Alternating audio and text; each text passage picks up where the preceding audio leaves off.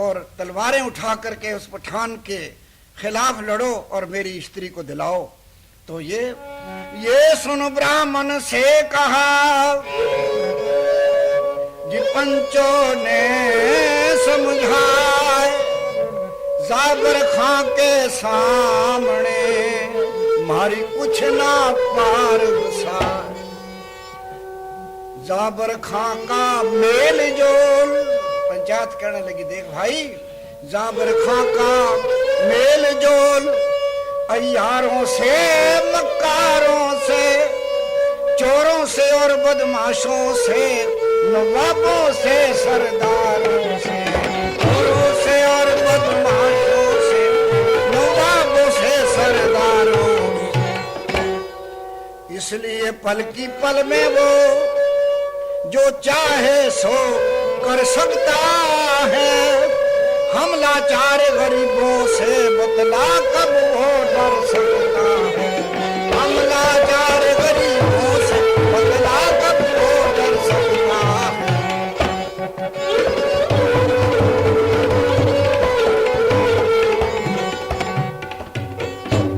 सारी बातें सोच समझ, सारी बातें सोच समझ कर अब तुमको समझाते हैं। तेरे दुख को दूर करने की एक विधि बतलाते हैं। तेरे दुख को दूर करने की एक विधि बतलाते हैं। पंचायत वालों ने कहा देख भाई देवदास, तेरे दुख को हम समझते हैं, दुख तो हमें भी बहुत है, पर क्या करें, हम पठान के सामने मुकाबला नहीं कर सकते। हाँ, एक तरकीब तुम्हें बताते हैं। वो क्या कि आनंदपुर जाइए, आनंदपुर जाइए, जाइए सतगुरु दरबार। आनंदपुर जाइए, जाइए सतगुरु दरबार। आनंदपुर जाइए, जाइए सतगुरु दरबार।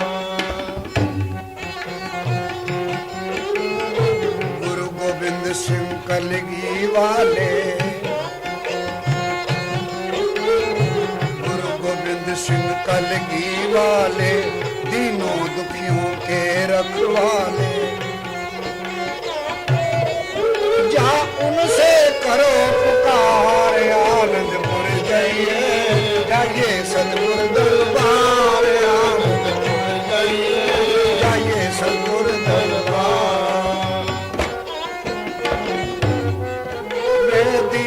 बंधु कहलाते हैं,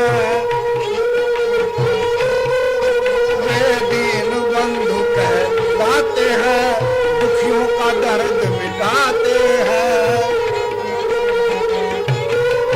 दुखियों का दर्द मिटाते हैं, तुमरी भी लेंगे सारे। आनंदपुर जाइए, जाइए सतगुरु दरबार। आनंदपुर जाइए, जाइए सतगुरु दरबार। अब कहीं ना इधर उधर जाना, बस सीधे आनंदपुर जाना।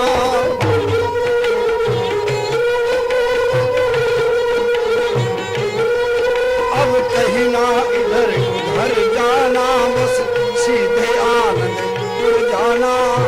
दिल में धीरज धार, आनंदपुर जाइए, जाइए सतगुरु दरबार। आनंदपुर जाइए, जाइए सतगुरु दरबार।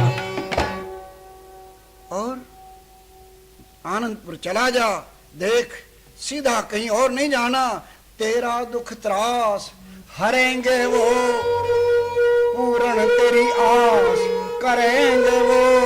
क्यों होता है लाचार, आनंदपुर जाइए, जाइए सतगुरु दरबार। आनंदपुर जाइए, जाइए सतगुरु दरबार। ऐसी सुन आशा हुई जी ब्राह्मण हृदय मां, फौरन वहां से चल पड़ा आनंदपुर की राह। चलते चलते थक गया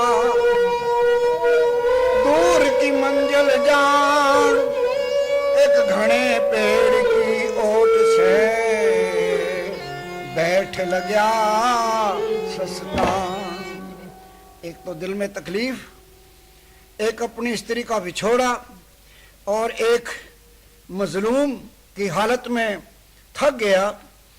एक घने छांव की पेड़ से पेड़ के तले बैठ करके सस्ताने लगा, आराम करने लगा। तो कैसे? ब्राह्मण सस्तान लग्या, ब्राह्मण सस्तान लग्या, बैठे बैठे आई नींद।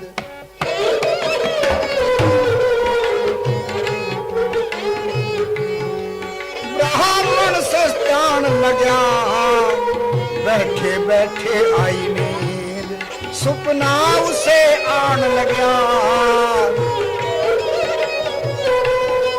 सुपना उसे आन लग्या। सुपने में नारी दिखी, सुपने में नारी दिखी, देख आंसू बहान लग्या, देख आंसू बहान लग्या। नारी ने कहा समझाए, परवाना गान लग्या, भाई सुनना कान लगाएगा। दुखी आदमी को अपने दुख के सपने आते हैं, तो स्त्री ही नजर आई सपने में और उससे देख करके रोने भी लगा। तो स्त्री ने सपने में ही ऐसे समझाया, ओ मेरे साजन मत घबराइए, ओ मेरे साजन मत घबराइए।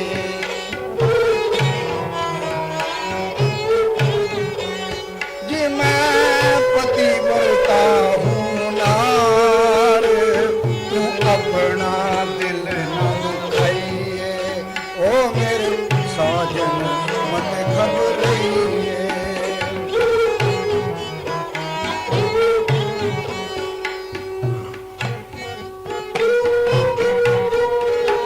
जो खानू हाथ मुझे लावेगा, जो खानू हाथ मुझे लावेगा, मेरा धर्म में टेढ़ा चाहेगा।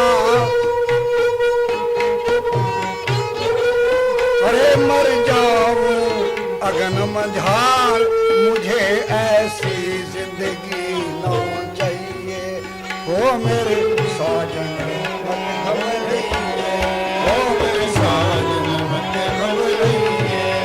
मैं पतिव्रता हूँ नार, तू अपना दिल न दुखाइए।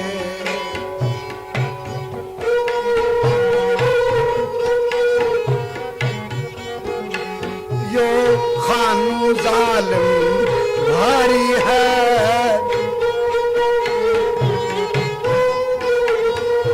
यो खानू जालिम भारी है, इससे लड़ना दुश्वारी है। मेरे कारण, मेरे कारण मेरे भरतार, कहीं लड़के ना जान गवैये, हो मेरे साजन मत घबराइए, मेरे साजन मत घबराइए। मेरे साजन सबर कर बैठो अब, मेरे साजन सबर कर बैठो अब, ना फिक्र करो घर बैठो अब, ना फिक्र करो घर बैठो अब। शुभ घड़ी मुहूर्त वार, देख के दूसरा बिहार चाहिए, हो मेरे साजन मत घबराइए। मैं पतिव्रता हूँ नार, तू अपना दिल न दुखाइए। सपने में ही जब अपनी स्त्री से ऐसी बात सुनी दूसरे ब्याह की, तो ये सुन के आंख खुल गई द्विज की। ये सुन के आंख खुल गई ध्वज की, चल पड़ा टेक रख अस ध्वज की। चल पड़ा टेक रख अस ध्वज की।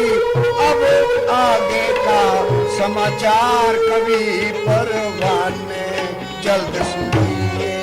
हो मेरे साजन मत घबराइए, हो मेरे साजन मत घबराइए। अरे देवदास मार्ग चला कर सतगुरु का ध्यान। सुनो सकल सत्संगियों, मैं किस्सा करूं बयान। अरे किस्सा करूं बयान। ब्राह्मण आनंदपुर पहुंचा जाई।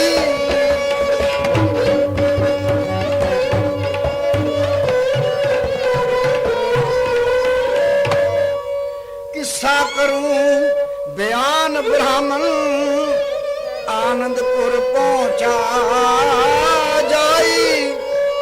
लड़खड़ाता ठोकर खाता चल आया गुर शरणाई। लड़खड़ाता ठोकर खाता, अरे चल आया गुर शरणाई। सूरज छिप गया चांद उदय नहीं, रण अंधेरी छाई।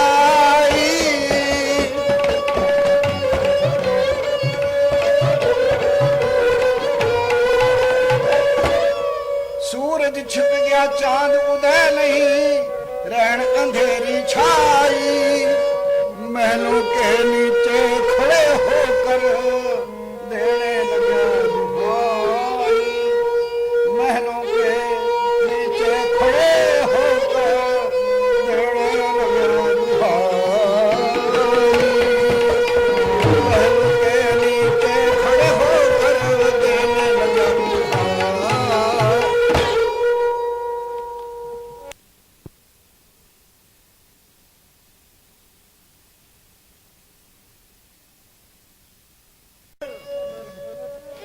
फिर सतगुरु की टेक, हे सतगुरु बख्शिश करो मुझे निर्मल बुद्धि विवेक। शुभ गुण प्रकाश करो सतगुरु मेरे हृदय में।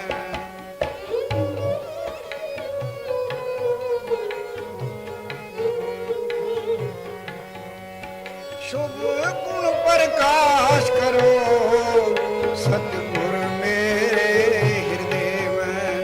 खुद अपना निवास करो सतगुरु मेरे हृदय में। कारज सब रास करो मेरी सभा में राखो लाज। मैं आया शीश निवार के। प्यारे भाइयों, ये तो आपको पता ही है और इतिहास गवाह है कि मुगल काल में जबकि उनका राज था, बादशाही थी, बादशाही नहीं, छोटे छोटे नवाब और नवाबों के चेले, उनके गुर्गे भी जहाँ कहाँ गुंडागर्दी पे तुले हुए थे। आम प्रजा का जीवन सुखदाई तो क्या होना था, महा दुखदाई और नरक का जीवन व्यतीत कर रहे थे। किसी को अपनी इज्जत की ये भरोसा नहीं था कि इज्जत सलामत रहेगी। तो ऐसे समय की बात है, एक ब्राह्मण देवदास नाम का अपनी ब्याहता स्त्री का डोला लिए हुए अपने घर को जा रहा था।